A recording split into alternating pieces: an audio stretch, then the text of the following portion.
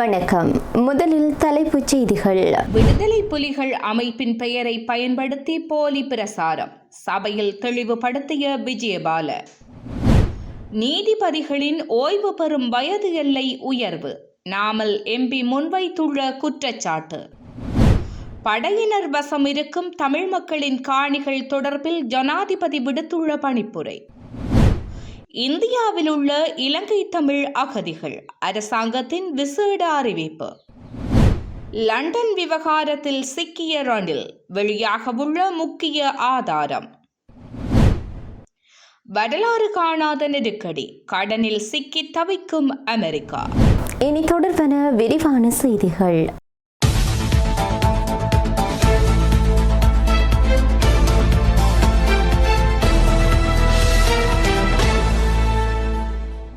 கிளிநொச்சியில் தமிழீழ விடுதலை புலிகள் அமைப்பின் பயிற்சி முகாம் ஒன்று நடத்தப்பட்டு வருவதாக அல்லது குண்டு தயாரிக்கும் இடம் நடத்தப்பட்டு வருவதாக சமூகத்தில் எழும் விவாதத்தில் எந்த உண்மையும் இல்லை என பொதுமக்கள் பாதுகாப்பு அமைச்சரான ஆனந்த் விஜயபால தெரிவித்தார். நாடாளுமன்றத்தில் நேற்றைய தினம் உரையாற்றும் போது இதனை அவர் குறிப்பிட்டார். இது குறித்து மேலும் கருத்து வெளியிட்ட அமைச்சர், இந்த விடயம் குறித்து கைது செய்யப்பட்ட நபரிடம் சம்பந்தப்பட்ட விசாரணைகள் நடத்தப்பட்டு வருகின்றது.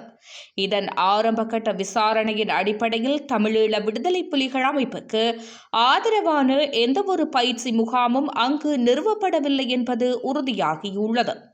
கைது செய்யப்பட்ட சந்தேக நபர் சமூகத்தை தவறாக வழிநடத்தும் செயற்பாட்டில் ஈடுபட்டுள்ளார். அடையாள அட்டையின்படி மேற்கொள்ளப்பட்ட விசாரணையில் இவரின் பெயர் ரம்பக்வெல்ல அதிகாரம் கே சங்கீத ஜெயசேகர என அடையாளம் காணப்பட்டுள்ளார். விசாரணைகள் தொழில் ரீதியான 2 அடையாள அட்டைகளை கொண்டிருந்தார்.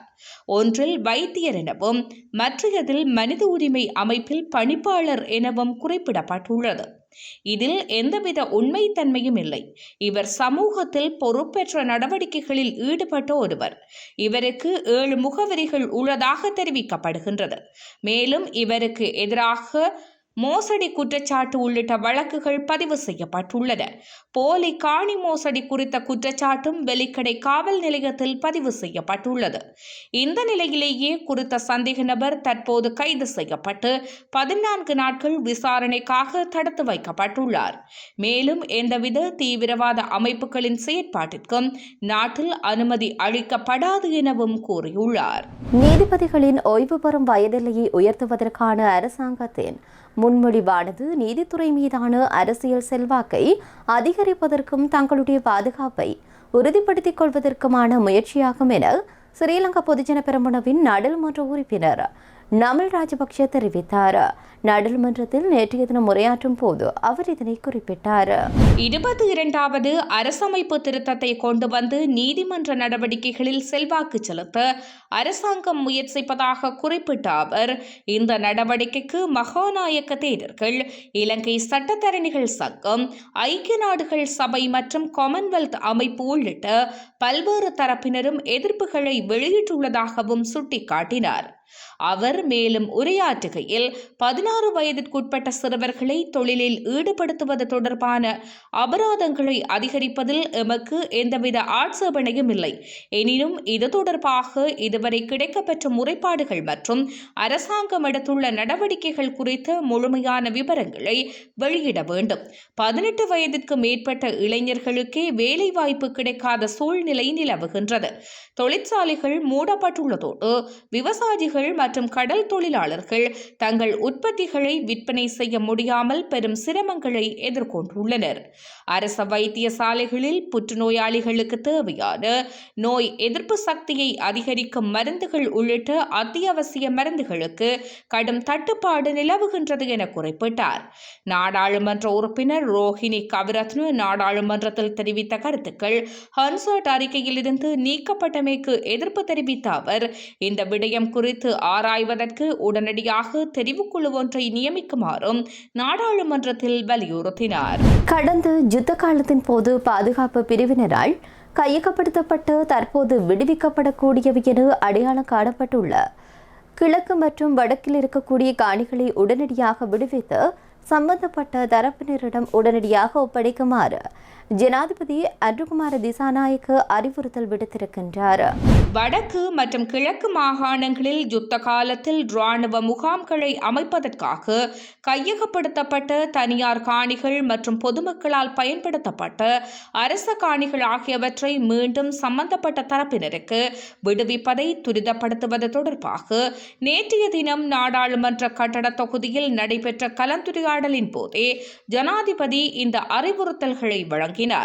தேசிய பாதுகாப்பு மிகவும் முக்கியமானது என்பதுடன் தேசிய பாதுகாப்பிற்காக இராணுவ முகாம்கள் எங்கு ஸ்தாபிக்கப்பட வேண்டும் என்பதை தீர்மானிப்பது முப்படையினர் மற்றும் போலீசார் உள்ளிட்ட பாதுகாப்புடன் தொடர்புடையவர்களின் பொறுப்பாகும் எனவும் இங்கு சுட்டிக்காட்டிய ஜனாதிபதி அதன் அடிப்படையில் எவ்வாறான காணிகளை விடுவிக்கலாம், எவ்வாறான காணிகளை விடுவிக்க முடியாது என்பது தொடர்பான இறுதி தீர்மானத்திற்கு வருமாறும் அறிவுறுத்தினார். அவசியமான காணி அளவை தீர்மானிக்கும் போது இயன்றவரை மக்களின் தரப்பிலிருந்து சிந்தித்து விடுவிக்கக்கூடிய அதிகபட்ச காணிகளை விடுவிக்குமாறு மேலும் அறிவுறுத்திய ஜனாதிபதி அவ்வாறு வழங்கப்படும் காணிகளுக்கு மேலதிகமாக அந்த மக்களின் வாழ்வாதார வழிகளை ஏற்படுத்தி கொடுக்க வேண்டியதன் அவசியத்தையும் விளக்கினார். அதற்காக உயர் உற்பத்தி திறனை பெற்றுக்கொள்ளக்கூடிய நவீன விவசாய தொழில்நுட்பத்துடன் கூடிய திட்டங்களை அறிமுகப்படுத்துவதற்கு நடவடிக்கை எடுக்குமாறு ஜனாதிபதி அனுரகுமார திசாநாயக்க கமத்தொழில் கால்நடை வழங்கல் காணி மற்றும் நீர்ப்பாசன அமைச்சின் செயலாளருக்கு இதன்போது பணிப்புரை விடுத்தார்.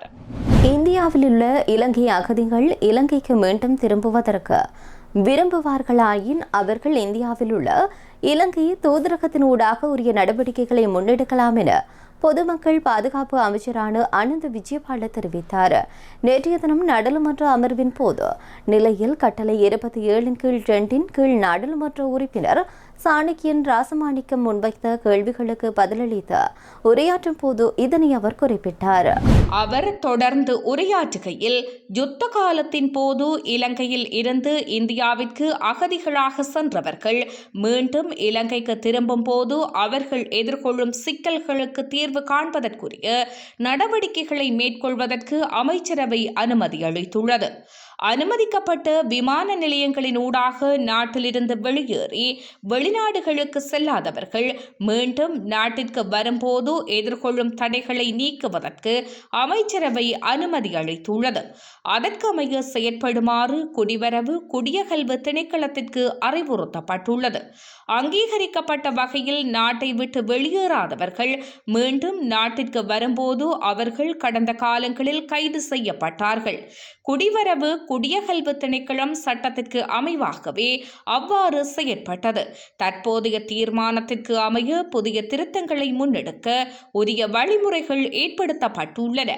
இந்தியாவில் உள்ள இலங்கை அகதிகள் இலங்கைக்கு மீண்டும் திரும்புவதற்கு விரும்புவார்களாயின் அவர்கள் இந்தியாவில் உள்ள இலங்கை தூதரகத்திற்கு அறிவித்து தாம் இலங்கை பிரஜை என்பதை உறுதிப்படுத்த வேண்டும். நாட்டின் முன்னாள் ஆட்சியாளர்கள் மற்றும் அரசியல்வாதிகள் மீது பல்வேறு குற்றச்சாட்டுகளின் அடிப்படையில் தொடுக்கப்பட்ட வழக்குகளுடைய விசாரணைகள் தொடர்ச்சியாக முன்னெடுக்கப்பட்டு வருகின்றன.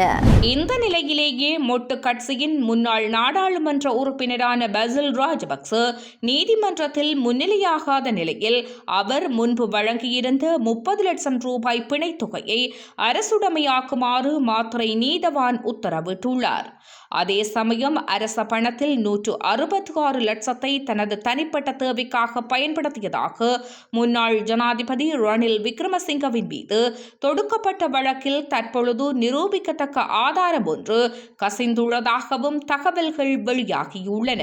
அமெரிக்க திரைசேரி வெளியிட்டுள்ள தரவுகளின்படி அந்த நாட்டின் தேசிய கடன் வரலாறு காணாத முதன்முறையாக $40 டிரில்லியன் கடந்திருப்பதாக கூறப்படுகின்றது. கடந்த 2017 ஆண்டு ஜனவரி மாதம் டொனால்ட் ட்ரம்ப் முதலில் அமெரிக்க ஜனாதிபதியாக பொறுப்பேற்ற போது இந்த கடன் தொகை 19.95 டிரில்லியனாக இருந்தது.